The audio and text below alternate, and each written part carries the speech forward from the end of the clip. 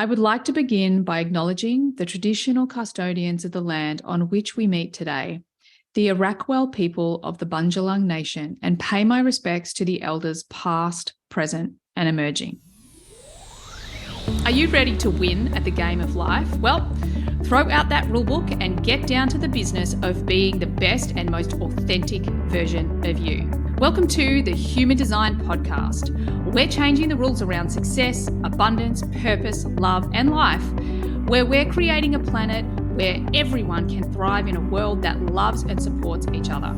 I'm your host, Emma Dunwoody, a qualified master coach, human design expert, podcaster, and entrepreneur that is living the life of my dreams, breaking all the rules while doing it, making a huge impact, and living my design and manifesting miracles on the daily. Join me as I break down and simplify everything you need to live in alignment with your human design, teach you how to recondition your unconscious mind for greatness, and to take back your power so you can manifest your heaven on earth and serve the rest of the planet at the same time. It's time to give up the fear and step into your highest potential, to reach for the stars, to know and live your greatness. It's what you deserve, and it's what the planet really needs from you. So buckle up and enjoy the ride. I was first introduced to the Analemma when listening to Luke's Stories podcast, and it absolutely blew my mind. I mean, I understand the importance of water on our health and well-being, but I didn't realize the huge impact drinking coherent water has on our energy, vitality, and longevity. The physical state of water plays such a key role in our biology of life. Did you know that water is the conduit communicating between life, i.e. our bodies, the sun, the earth, and the quantum field? And the more coherent the water, the better the communication. And unfortunately, most of the water that we drink these days has been changed from its natural coherent state through this process of modern water systems and treatments. The Analemma is a tool that enhances the quality of our drinking water by transforming it into coherent, liquid crystalline state, a groundbreaking technology with scientifically proven benefits.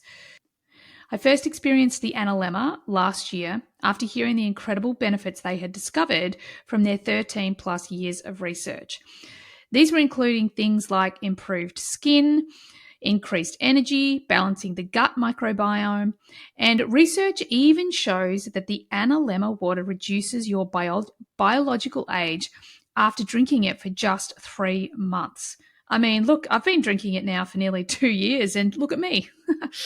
But seriously, I take this little device, the Analemma, everywhere I go because it makes water or any liquid I'm drinking coherent so my body can get the most goodness out of it, and honestly, so it can also detox all the not so great stuff in the water that I'm drinking more easily.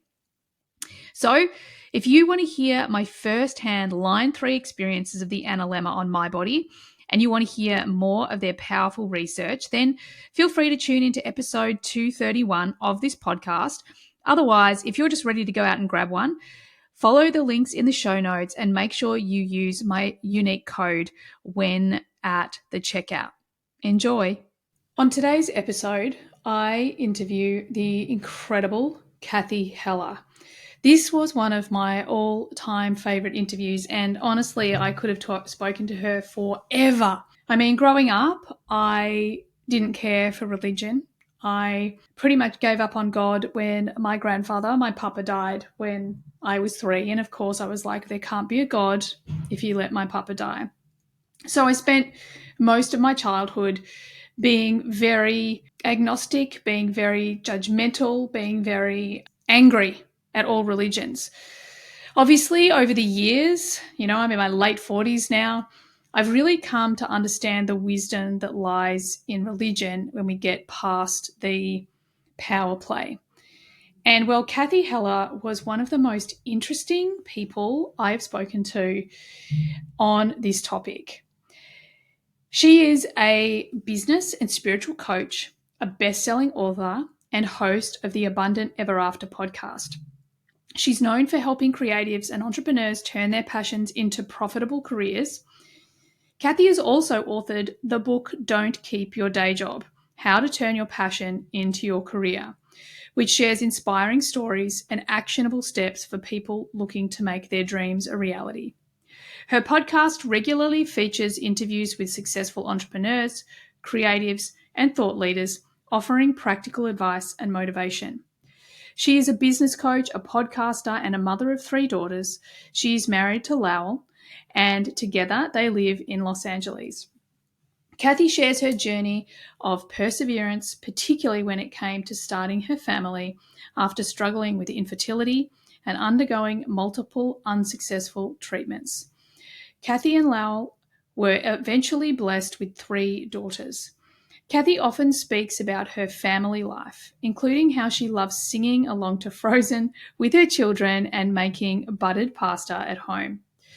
Cathy has a background in music, initially finding success as a singer-songwriter by licensing her music to TV shows and advertisements.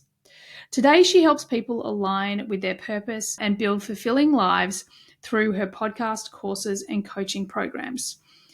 As I said, this is a fascinating interview with a fascinating human.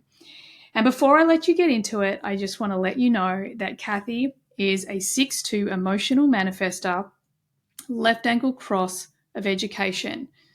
So pay attention and listen to how she speaks her design. Enjoy the interview. Hey, and welcome to today's episode.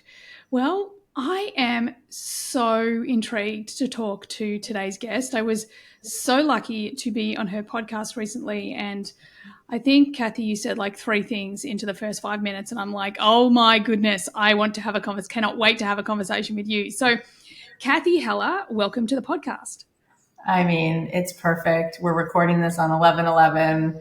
I just put your podcast out today on my show, and it's all just super synchronicity here. So it's exciting. Thank you for having me on. Oh, you're so welcome. So welcome. I want to dive into a few things. I love the way that you, between the podcast and the work that you do and the book I'm hanging to, you've authored a number of books, but we're going to talk about Abundant Ever After, which is also the name of the podcast. But before I do, I want to let all the listeners know that Cathy is a 6'2" emotional manifester, cross of education, which that in itself, like I just looked in my friend Brenya's book and I'm like, are you kidding me? Someone who takes things that have hidden wisdom and makes it accessible to everyone else. I mean, as I said at the time, like I don't even know you that well, and I know that that's you. So that's so fascinating. Yeah. But so I want to kick off by asking you a little bit about the journey. I love to hear from my guests that dark night of the soul, that challenge, that moment where, you now know it was the invitation forward by your soul, by the universe to go, hey, this looks hard, but it's going to be the thing that, creates the human you are today. And tell us a little bit about that dark night of the soul and the journey to becoming this Cathy that sits in front of me. I mean, first of all, I just so appreciate sitting in front of such a holy soul. And it's just so fun because we can just go through the looking glass. We speak that language and it just opens up all possibility. It's like when Esther Hicks says that people come to her events with all these questions. And as soon as they get into her energy, they forget all their questions because the answer is always the feeling of how you feel. And as soon as you just feel like yourself again and you're back in flow state and you're back in connection, you're good. And so I feel that way right now. And so it's like, we don't really have to say anything else, although it's fun to say more things. When I was growing up, I already knew how to play like really well, like out of all the people in my family. Not surprising that it turns out that I'm a manifester because I was very much so in love with just coming up with ideas. Like I always had the next idea, the next idea, the next idea.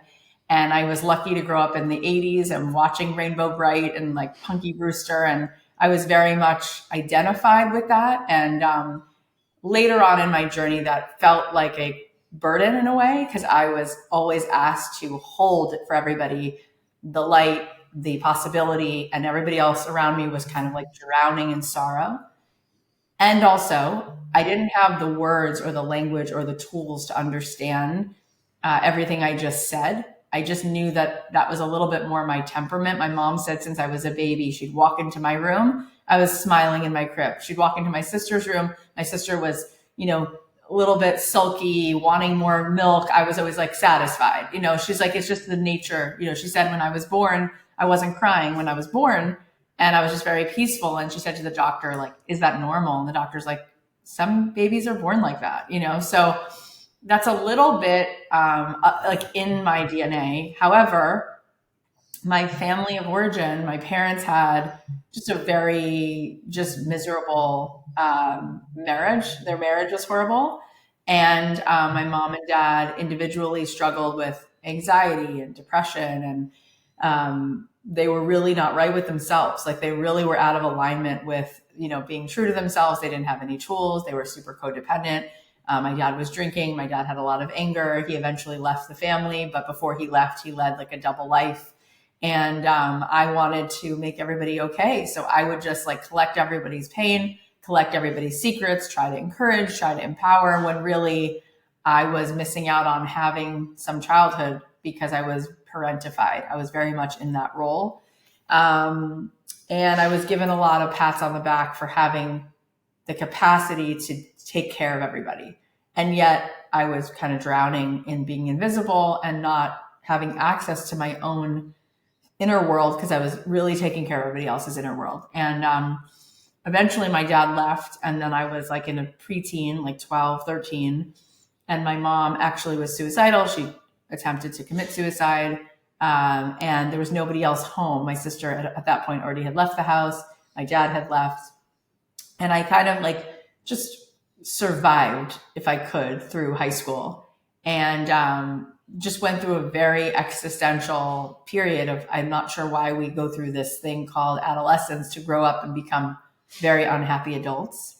I just didn't see what the point was. And when I went to college, I was really just seeking, like, why in the hell are we even here? And so I started studying religion and world religions, and I realized I could get a degree in that. And I was like, oh, because I can read these books. So when I graduated from college, I wrote my senior paper comparing Moses and the Buddha. And I realized that they were so similar because they both grew up in a palace. They both had a tremendous amount of material wealth. And then they both left that palace for something that's much more satisfying and fulfilling than the material world, which is a deep spiritual connection.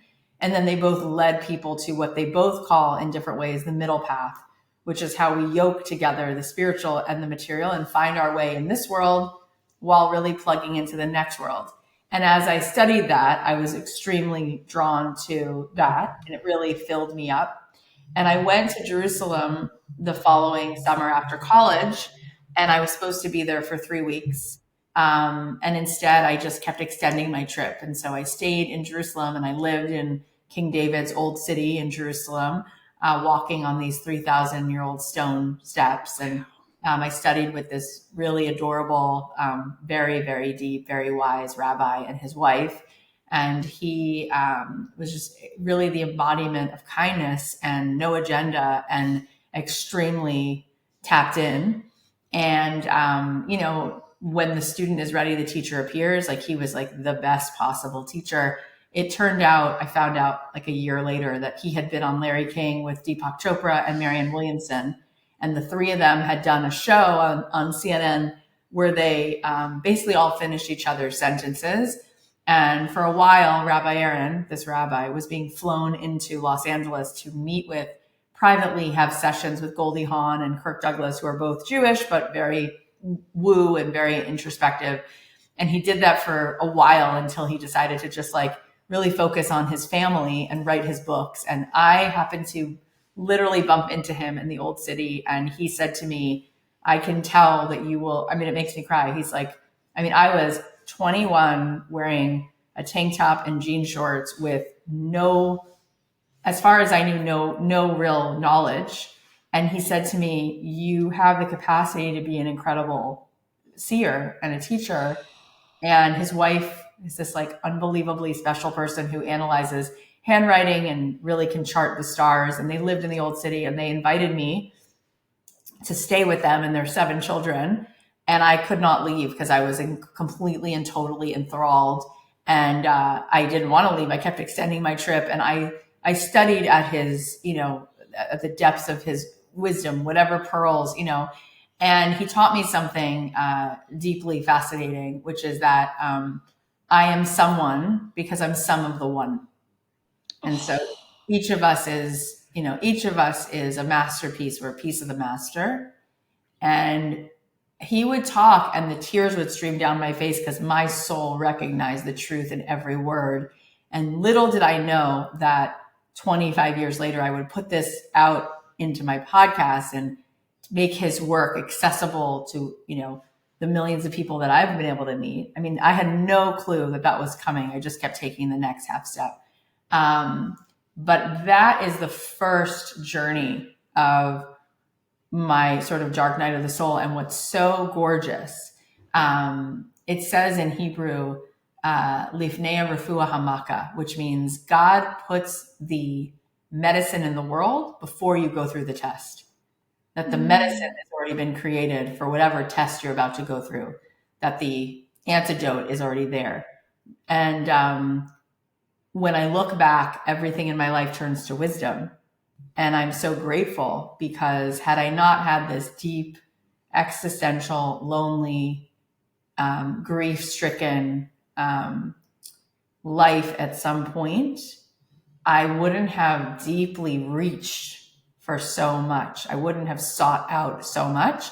When people come to me listening to my podcast, meeting thousands and hundreds of thousands of people over the last 8 years, the biggest lie and the biggest issue people tend to come to terms with is not feeling like they're enough, which is really a ego problem. It's really not a soul problem.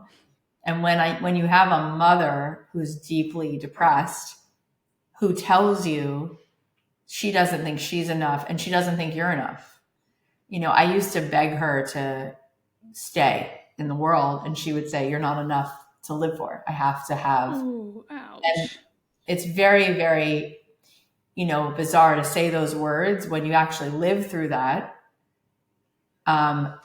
If you actually zoom out and then look at my story, it winds up making that crescendo and the answers that I uncovered just deeply fulfilling and riveting, actually. And I stayed in Israel for 3 years and then felt compelled to use my voice in the world. And I wrote music at the time. And so I moved to Los Angeles not knowing a soul.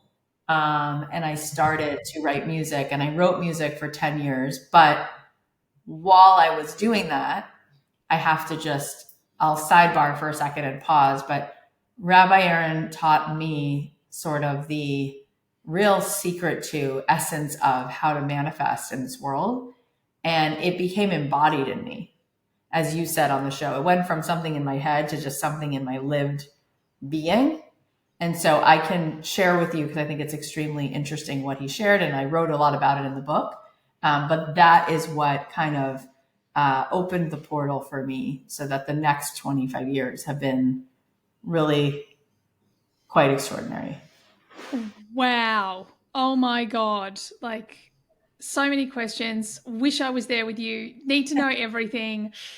First thing I'm going to do is I just want to respond on the baby story about how you were kind of born peaceful. And the signature of a manifester is peace. These are people that are always looking for internal, external, mind, body, soul. That's when they know they're in alignment, when they're experiencing peace. I have a very close girlfriend of mine who a lot of people in my world know, Jazzy. She works with us. She works at our retreat. She's a chef as well, trainer. She's just had a little manifester baby. And oh my God, Jada is divine, and she's the most peaceful creature ever. She just doesn't cry, like unless she's hungry, but it's for just a moment. But the rest of the time, she's just in this deep peace. So I really wanted to just geek out on that, because it's just like, that's your essence, that essence you were born into the world with. It really made me well up with tears. It's so beautiful. So cool. I would love you at some point. I love interviewing manifestors because you guys don't need much to respond to. I like you can just go for gold, you know. But I'm going to jump in and ask questions. But I really want to hear about.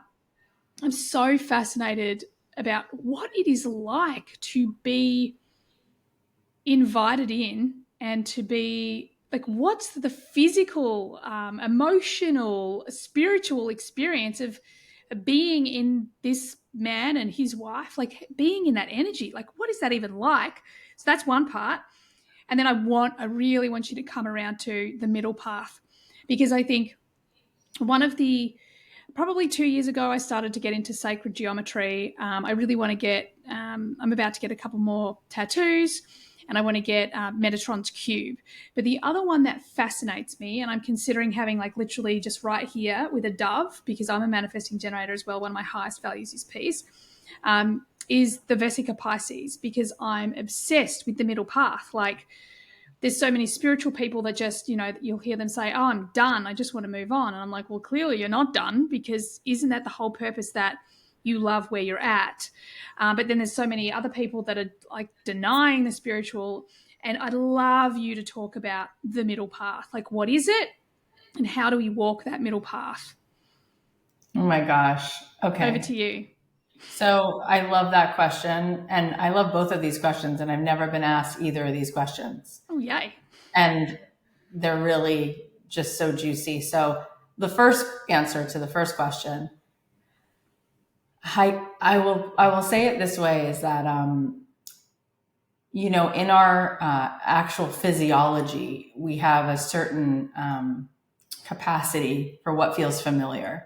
And based on the lived experience that we have certain neural pathways that literally track our nervous system to what feels like a known experience and what feels like an unknown experience. And when I moved in with them, or even the first time I had dinner with them, I had not yet ever experienced that level of love. So I could feel my heart just like literally expanding and opening, and the tears and unprocessed grief just comes through when you're safe in that level of safety finally. So it was a huge, it was like a huge release and also an expander. And one day I was talking to Rabbi Aaron and I said to him, what is it that I need to do so that you would be, you know, if you could really, you know, wave a magic wand and be proud of who I've become, you know, what would that look like? And in my head, it was a certain level of religiosity. And so he was really confused. We were sitting out on his patio looking out over the old city, and he didn't get the question. And I asked him a few times, and then finally he said, oh my goodness. He said, it actually hurts to think that you thought there was an expectation of who you need to be and how you need to live your life, because what you just told me, he said, is that love should be earned. Wow. And he said, love by definition is not earnable. It's a gift. Oh, and God's love for us is grace. It doesn't have to be earned. And he said when he was first dating his wife, he didn't realize the words coming out of his mouth, but they were about to get engaged. He was going to propose. And he said to her, why do you love me? And because she's very, very, very wise, she responded, I have no reason to. And then he said, what does that even mean? And she said, if there was a reason I gave you right now, it would be the reason I love, not you. I love you because I'm choosing to love you. And I'm choosing to love you because I know it's right to love you. And that's it. And I realized that most of the people that I knew in my life believed that what they thought was love was actually business. It was a transaction. And for most people, it's the kind of agreement unconsciously, which is, if I'm good, I'll be loved. If I'm thin, I'll be loved. If I get good grades, I'll be loved. If I don't get good grades, or if I get out of line with my parents, they'll take the love away. But that's not love. That's something else. Love is a gift. You cannot earn it. So that's my answer to what it felt like. It felt like learning love for the first time. They didn't ask me to be anything or to do anything. It was just given. They didn't ask me to donate. They didn't ask me to watch the kids. They didn't, it was just, they made a choice for whatever reason to invite me in. And then they just kept making the choice to want me to stay and let me do what I wanted. And that's all we know, right? And how many times in our own lives have we chosen to love someone, our friends? Why? I don't know. Why do you love your friend? Is it because she pays for dinner every 3 times? No, you just chose to. Is it because she showed you her resume? No, you just keep showing up in her life, keep checking in, making plans. Why? I don't know. You want to, because you want to, right? Because it feels good to love somebody. Why do you love your cat? What did your cat do to earn your love? Nothing. You just want to take care of it. And when I had my daughters, later in life, I had my 3 girls. I remember thinking about that. And Rabbi Aaron said, when you first held them and you looked at their face and their hands, it's so obvious that there is nothing you could have done to earn their cheeks, their head, their arms. It's massive grace. It's just a gift. And it's a gift that we don't have to do the math on. It's just a gift. It doesn't have to add up. You just get to have it, right? And it's very humbling because souls know how to receive that. Egos don't. Egos want to do the math. What am I worth? What are you worth? But that has nothing to do with your infinite worth, which is on a soul level. So that's that. As far as the middle path. Hang on. I want you to talk a bit about that. I think what you just said is another one. I'm like, do I jump in or is she going to go there? The way that you just said, souls know how to receive love, and the ego doesn't. Can you just talk a little bit to that? Because I know for me personally, you talking about love, I think about my friends, I think about my kids. Oh, God, that's beautiful, because that's exactly what it is. It's just a gift. However, at the same time, I'm healing wounds of not being lovable. And just to hear you say that, and just that awareness of like, yeah, of course, because it's just my ego, and I'm going through this process of letting go of the ego stories and all of those things. But I'd love just your wisdom on that. Talk a little bit more on that. And then we can go to the middle path. First of all, I have no agenda, so it all sounds good. One of the things that Rabbi Aaron says so beautifully is that, first of all, everything is one. Okay, let's back up for a second. The idea that Abraham believed in one God is a little bit misconstrued, because what that means in Judaism, what that means is that all there is oneness. It's not one God, it's that God is one. So the central prayer for us is Shema Yisrael, which means God is one. It means that there is nowhere that God isn't. So even the ego works for God. Everything works for God. There's only light. Okay, so what does that mean? It means even the contrast is serving you. Why?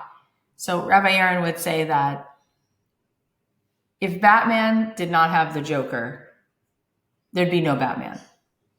So we have inside of us this anti-self, this sabotager that is our best friend. That's boxing with us, hoping that we will overcome it.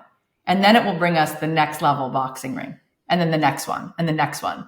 Because the idea is that we actually find delight in continuously evolving beyond. It's like a little plant in a tiny little pot that knows its destiny is to outlive the pot and have a bigger one until finally it's in the earth and its roots are everywhere.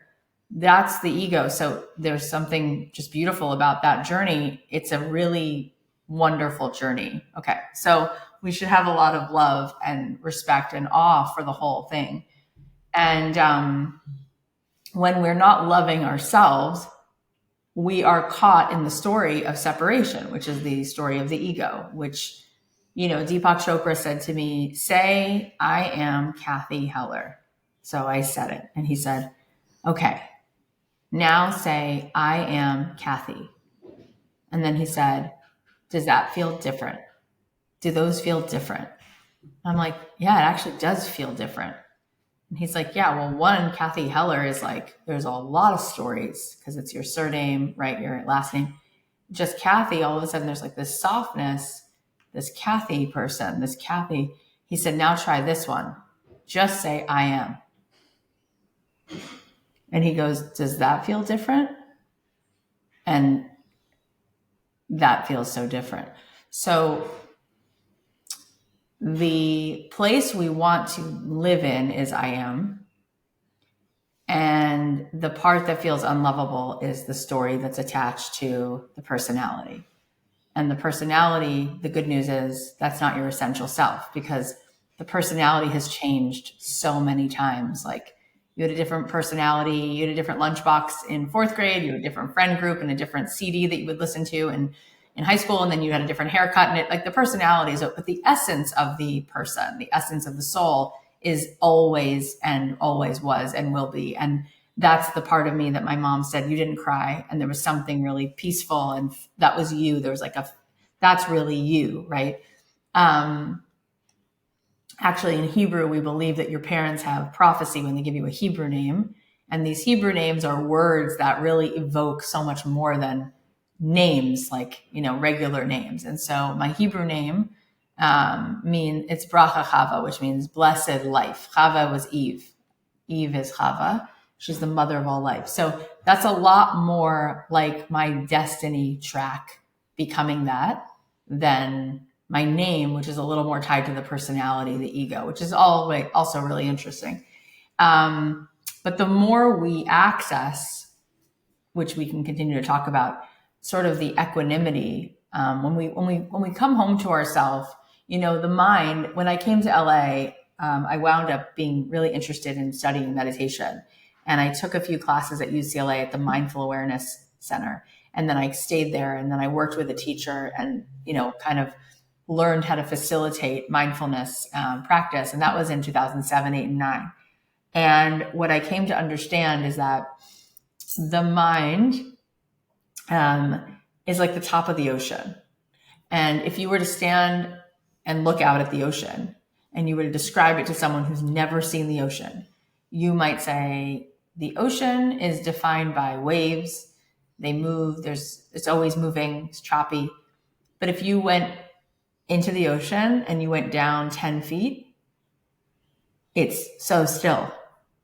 And if you went down 50 feet, it's even more still. And if you went down in certain parts of the ocean, you can go down a mile or more. It's so vast. There's more ocean than there is land on Earth. So if you think of how massive the ocean is and you were to define it by the surface of the waves, you just completely missed what the ocean is. The ocean takes up so much mass, and 99.9% of the ocean is a still, heavy body of water that is unmovable. We, as beings, identify with the movement in our mind as ourselves, but who we are is much more like the ocean within, that is still and vast. And so when we don't have a meditation practice, or we've never learned about our mind, we hang out in the waves all the time, and the waves are constantly reactive. All they do is react to the wind and to the moon. They don't actually have their own integrity because they're constantly reactive. That's what the mind is doing. So the mind needs very little to stimulate stress and cortisol and fight or flight. And if you don't attend to it, it'll keep you in fight or flight all the time because it thinks that's its job, is to constantly be on reactive mode.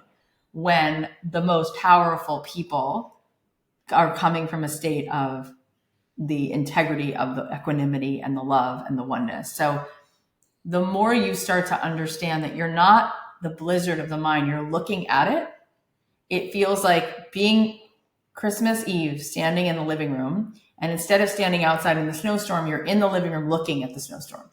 Well, the snowstorm's actually beautiful if you're inside looking at it. It's only awful if you're inside it, walking through the snow and you can't see and you're freezing. So when we have these stories of I'm not lovable, we're just in the blizzard, And what's really powerful is to remember that there is always the center in us that we can find our way to that is witnessing the mind. And that part of us instantly knows the answer to am I lovable? Because it is love itself. And all it feels is an endless amount of space. And it feels bigger than its body. And it feels connected to the divine. And it feels the infinite intelligence running through it. And it feels completely and totally okay all the time, which is unbelievable, actually. But that tends to be everyone's experience. Once they finally drop into a meditation or a sound bath, there's just this deep feeling of love and okayness that's always within reach. And so the more we find that part of us, the more we actually access our super consciousness, and then we can move into flow state, we can create, we can really manifest on like a pretty unbelievable level just from the resonance of our energy. So all of that, by the way, is in my book.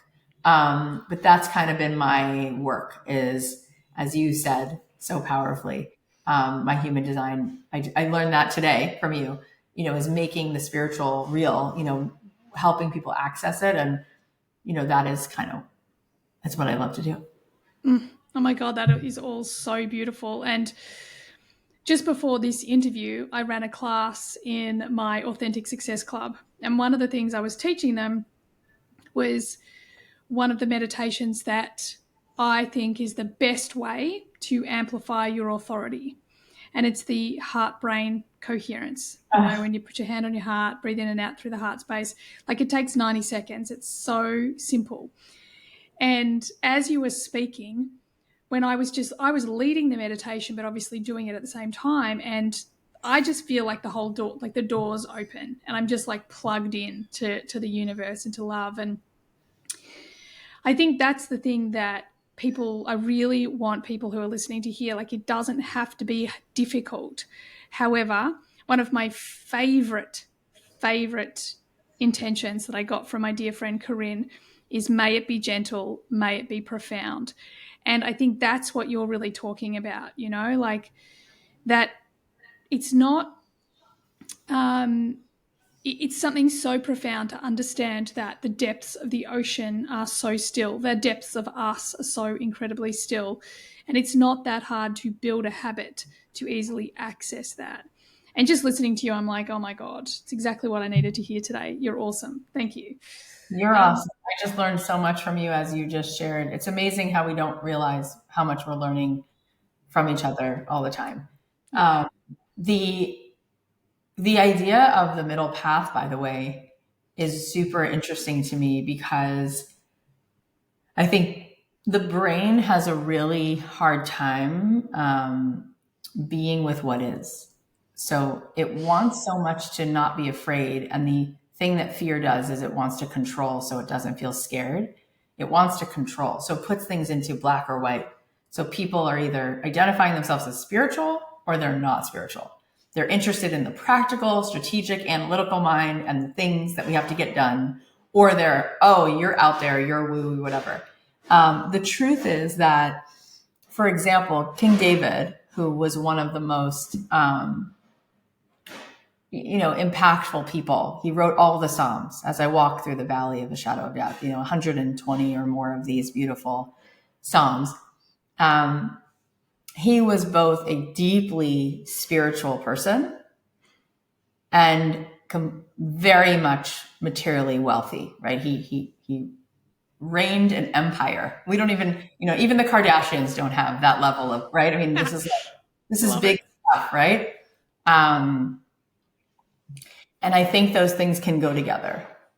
The idea in Judaism is that a lot of religions believe that there's this dualism, that the world beyond this world is holy and this world is not holy.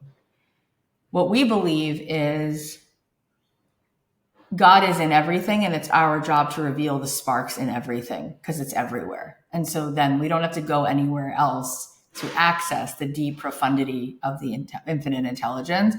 We can literally imbue everything with it and draw it out of everything. I think it's really interesting because people also sometimes mistake, like, you can either be spiritual or you can have money. That doesn't really make sense. You can be one or the other, or you can be both, and it doesn't matter. It's whatever is in your alignment, whatever feels the most. And we can talk now about what I think is the mission of each person, which is to be in maximum receptivity. And wherever is your maximum flow of receptivity is where you're supposed to be. What I mean by that is the word Kabbalah actually means to receive. Lekabel means to receive. And so the mission statement for every human is to become a receiver. And during Christmas, a few years ago during COVID, I felt very guilty that my kids had been in lockdown and they kept missing good experiences because there was very little access to normal things. So I said to my husband, I'm going to get crazy with the Christmas lights, and we're going to put Christmas lights everywhere, and it's going to be amazing. And so I hire this guy like 5 days before Christmas. I buy every light at Home Depot, every box, every inflatable reindeer and Santa and everything. And I come home, my kids are like, this is so cool. And my husband just shakes his head and he's like, it's not going to work. And I'm thinking, you're a downer and I'm not going to listen and I'm just going to do this. And so I have the guy string these lights and he's like, what is this going to cost? I'm like, well, I spent $2,500 on the lights and then I'm spending like, $2,000 to have him put everything up. He's like, oh my God, this is insane. So we put everything on and the house lights up for like 10 seconds and then it doesn't. Oh no. And then I go inside and I realize the refrigerator turned off. All the lights are off downstairs. And I asked the guy to come help me figure out what's going on. And we walk into the garage and we open the breaker. And he said, what's happening is that your husband was actually right, that on the breaker panel, there's only a certain capacity to receive a certain amount of watts. So in order for this to have worked, we would have had to bring an electrician to add to the breaker so you could receive more light. That's literally wow. The whole task. Why that's interesting for the middle path, why that's interesting for talking about spirituality and physicality and materialism is because our job is to be a lightning rod. When we say everything is one, we are receiving on behalf of the collective. So if you have a garden and there's something that's thriving, it's going to give life to the garden, because if you have a garden and there's something that's growing weeds, you better get rid of it because it'll affect the entire garden, because one ecosystem is one ecosystem. If I paint my house, the person who lives next to me, their house just went up in value because I upgraded my own house. If I plant a cherry tree, I just gave birth to so many cherries, which now creates more possibilities for more cherry trees for more people, and so on and so forth. So being a receiver is a very important thing when you understand the oneness of why you're here. So the more love in your life, the more you're giving love to the environment, the more resourceful you are. You're creating resources and possibilities for other people because we're all one. When you look at the ocean, you can't tell where one wave ends and one wave begins because it's all part of one ocean. So we are only one. And what Rabbi Aaron explained to me is if you had a radio and you put it on the desk and you turned it on, all of a sudden you'll hear music. And he said to me, but where was the music before you turned it on? And it was a great question I had never thought to ask. And the answer is the music is hidden in plain sight. Oh, stop it. This is so good. And so the quest is to be the radio. When you turn it on, are you hearing static or music? And once you turn on the music, let's say you push past the static, what music are you hearing? Because you can listen to all kinds of songs. You can listen to love songs, oldies, rap songs. You're controlling the broadcast. So the law of manifestation is really the law of receptivity. And you're receiving the life that you are attuned to. And very often we are thinking that someone else put the music on for us, but we turned on the music and we chose the song. And the reality that we believe we're witnessing, we're creating because of where we're attuned. And the attunement is when we attune more with our true self with a capital S than with our mind. And that's what my whole book is about. That's the whole idea of being a receiver in this world. Wow. Okay. So, receiver. I think one of the things that I want to ask is, how do we receive more? This is something I've contemplated endlessly. And even in my life right now, I feel like I'm going to a whole new level. Receivership for me, in many ways, just means slowing down, doing less, listening more. But I'd love to hear your expertise, your knowledge, your response to that.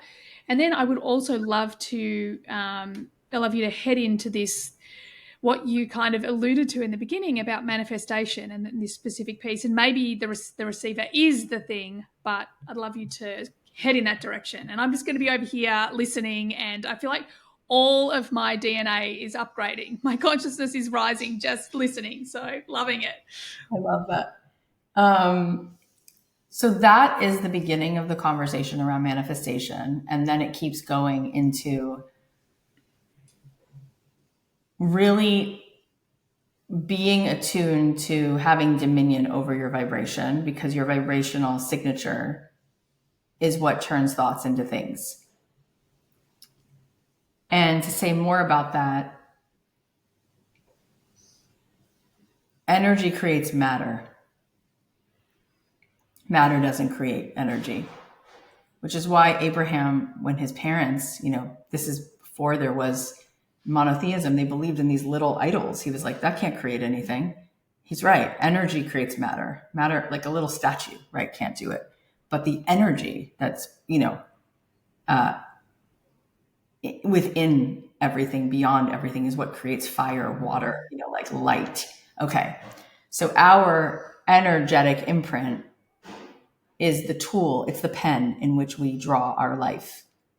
So Gay Hendricks said to me that if you are on a plane and you're a pilot, you're going to worry, most concerned with takeoff and landing, because in the middle of the flight, the instruments kind of know how to fly themselves. Your job is to make sure that it doesn't drift off the flight path.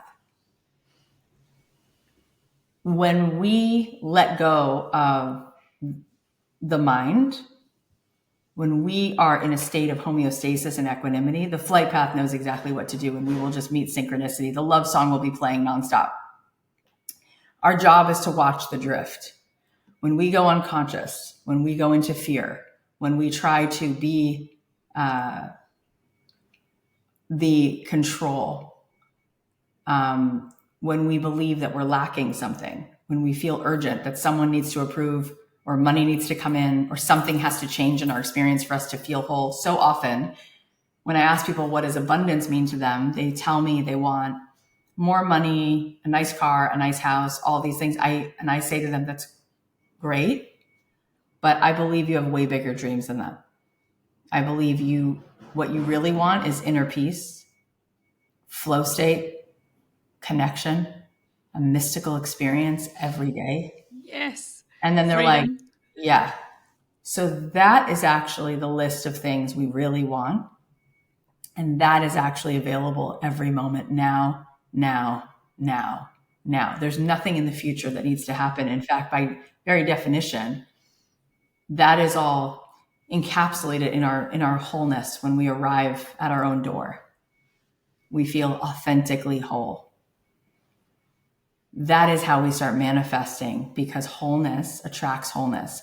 I was a musician for 10 years full time. And if I were to take a guitar and put it on a desk, and take your guitar, and these two guitars have never been in the same room, and I put that guitar on the desk. If I were to play the C string on one guitar, the C string on the other guitar vibrates. It's a law of resonance. So the frequency that you are will keep bringing toward you the frequency that you are. But the trick here is, when you fully get that what you really, really want and desire is just the feeling of totality and wholeness inside yourself, you really actually start to manifest because you really mean it. There's nothing else to be patient for. And then you're in overflow. So you just start drawing to you. I'll give you a perfect example. When I moved to LA, I did music for 10 years. I wrote music for TV shows and ads and had my kids, and I was really having fun and just continuing to create things.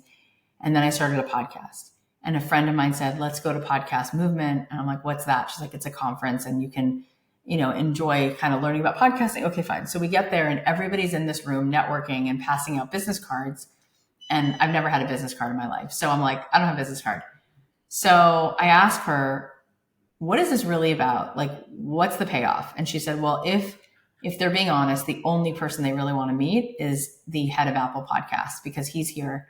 And if Apple Podcasts were to feature you, you could get a lot of attention because your podcast would be on the main search bar of Apple, which is where 75% of all podcast listeners go. Okay. So I said, well, that doesn't feel fun. It feels like something all of a sudden I feel like I need to have, and that's making me feel like I'm in the drift. So I said, why don't I come back when the conference starts in an hour? I'm going to take a walk. So I leave the conference where we are and I walk down the block and I walk into this other hotel and it's quiet. There's a pianist in the lobby playing piano. I order an iced tea. I sit down. I feel whole again. Feel my feet on the ground. Feel my sit bones on the couch. Drink my iced tea. Perfect moment. Loving it. A man sits down next to me. He has the same badge as I have. And he says, were you in there? And I said, oh, it's so hectic in there, And he said, yeah, it's not my scene. We start talking. He's from Chicago. My husband's from Chicago. We start to enjoy each other's company. We talk for about 45 minutes. And then he stands up and he hands me his card. And he said, I'm the head of Apple Podcasts. And I really enjoyed talking to you. And here's my address. You should come to Apple. And then I looked at his card and I said, my daughter goes to kindergarten on this street. And I've always wondered what that building is because there's valet parking, but it doesn't have a sign. He said, that's us. He said, when will you be there again? I said, tomorrow. He said, so after drop off, you come have breakfast with me. And so I did. But every experience in my life, when I met my husband, I'm looking at an apartment. I'm 25. All my friends want to get married. They all want to date. I just want to live my life. I was having so much fun living life. And I'm looking at this apartment unit and this woman starts walking down the block and she says, are you thinking about renting that apartment?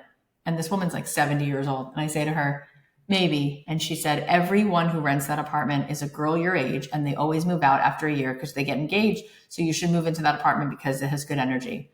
So I said, okay, fine. So anyway, I wanted to move in, but I decided I'm moving in. And I wound up meeting my husband. And it turns out my husband is that woman's son. Stop it. But literally my entire life, because I'm actually a very impatient person.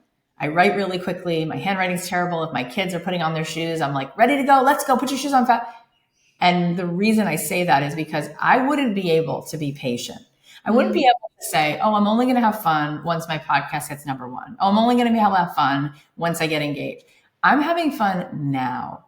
I want to enjoy it now. I love every moment now. I want to I went and had my car at the car dealership to be serviced the other day. I'm having a blast because I was forced to sit and wait. They have a coffee machine. I met this woman sitting next to me. She turns out to be a photographer. I'm getting to learn about her pictures. It's like you are always in the right place at the right time. It's just about knowing that you are. Oh. So manifestation is truly being in a state of wholeness. And when you are, the amount of synchronicities, I say to people, listen, the forests and the oceans and the bluebirds, they have all these systems. They don't forget about anybody. The redwood trees, they have the water, right? For 400 years. The system hasn't forgotten about you either. But when you decide to go into figure it out mode, fight or flight mode, you get out of flow state.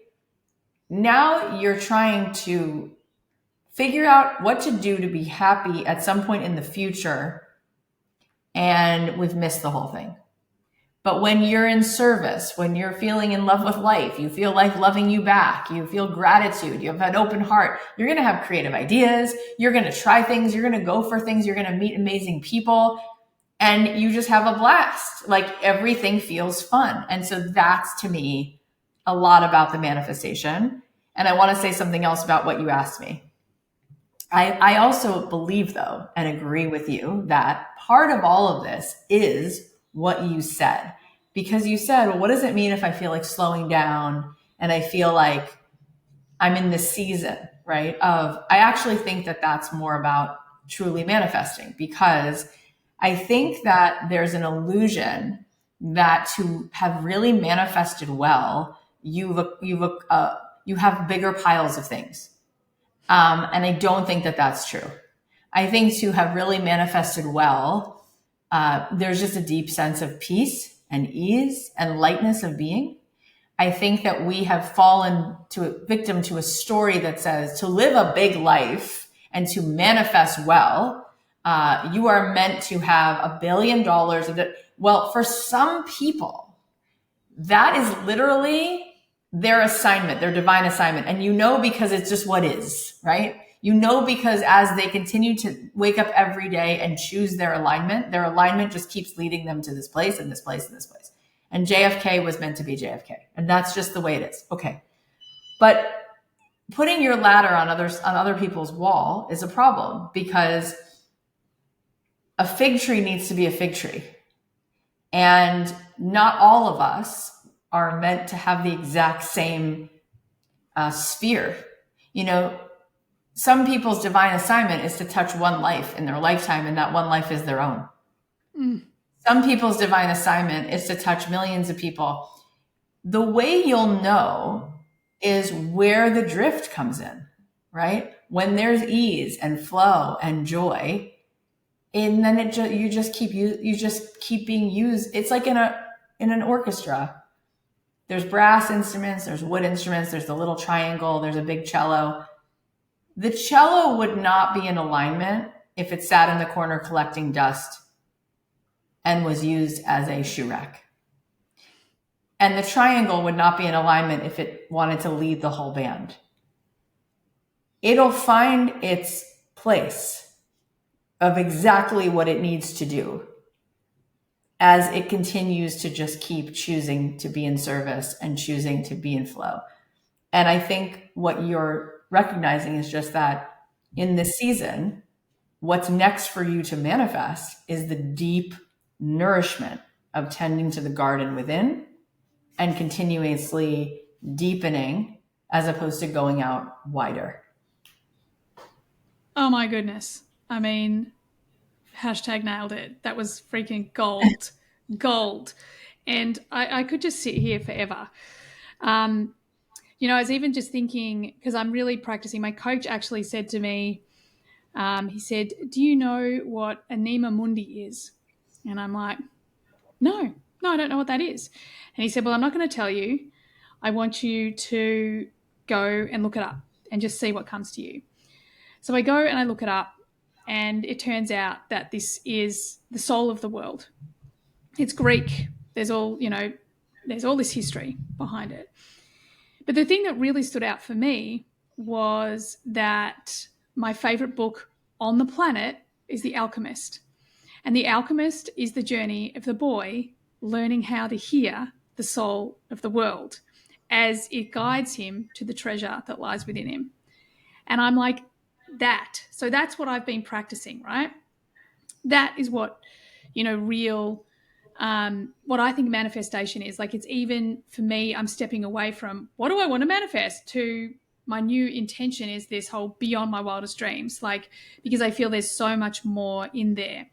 But just as I'm a line 5, very practical example is ever since we spoke on your podcast, I'm like, I've been hanging to talk to you. And every time I went to go and listen to a podcast, or we have the link for the book, but the link wouldn't work. So every time I tried to consume your content, I couldn't. It didn't work. I'm like, okay, well, it's just not meant to. I'm meant to just go in with only the small pieces that I know. But then I actually booked an appointment right up against the back of this podcast. And I was like, the person I'm going to is usually late. That'll give me enough time to get from here to there. I get a message yesterday oh, would you mind if we pushed it back half an hour? And I just knew in that moment that it was the universe going, that you're going to need a bit more time for Cathy. And just this whole conversation, you know, for my human design geeks out there, like this is a manifester in alignment. Like other than this little, you know, piping up, it's all been just your beautiful voice. And you do have the 1222 for those of you listening who've guessed it. The 1222 it's called the channel of a social being. It is this energy that when they are in alignment, when they're in the mood to share, it's like the deepest, most profound energy, and people can't help but just be drawn into it, and they will like kind of follow this energy everywhere. It's a storyteller. It's an incredibly powerful voice, and I'm just sitting here thinking, well, this is a lived experience of the 1222. It's so good. Now, that's so generous. Everything you just said, thank you. I receive it all. It's so beautiful. Thank you. I'm actually sitting here thinking, I've interviewed some pretty epic humans. So this is right up there. This could be like one of my favorite all-time interviews, and because there's so much more that I want to learn, and you know, time is a thing. But before I let you go and get you to share about where people can find the books, how they can get onto the podcast, how they can find you on Instagram, all of those things, is there something specific that you feel my listeners really need to hear today from you? Well, so I really believe that, you know, we have to understand that we don't have to prove our existence. You know, I look at my cat, and my cat doesn't worry about achieving anything, but he's in alignment. So his energy is broadcasted to the whole house, and he's serving all of us by being in a state of ease and peace. He's a deep Buddha, you know? So very often people ask me, what do I need to do? And I think the better question is, who do I need to be?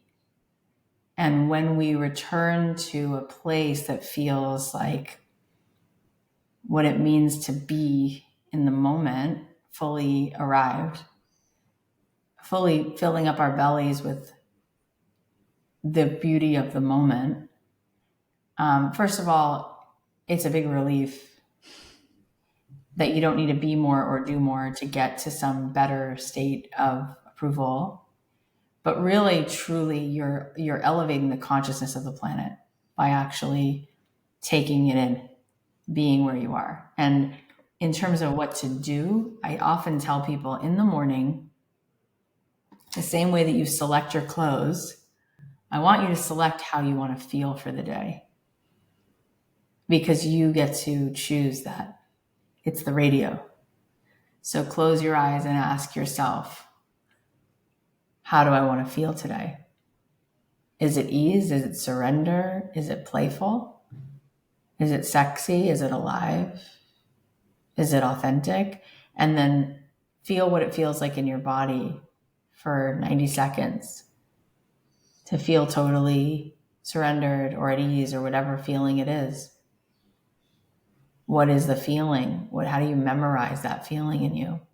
And then that becomes the way in which you've now charted a totally different course for the day. You'll have completely different thoughts and experiences, because when we don't choose to be conscious, the unconscious mind will have us thinking what we thought yesterday, which means we will feel what we felt yesterday. And I really believe that so many well-meaning people who wanted us to not get hurt told us a lot about how hard things are. And I actually think that everything we're looking for is in the ease and the play and the spontaneity and the joy and the vulnerability and the authenticity. And we get to turn all of that on every day.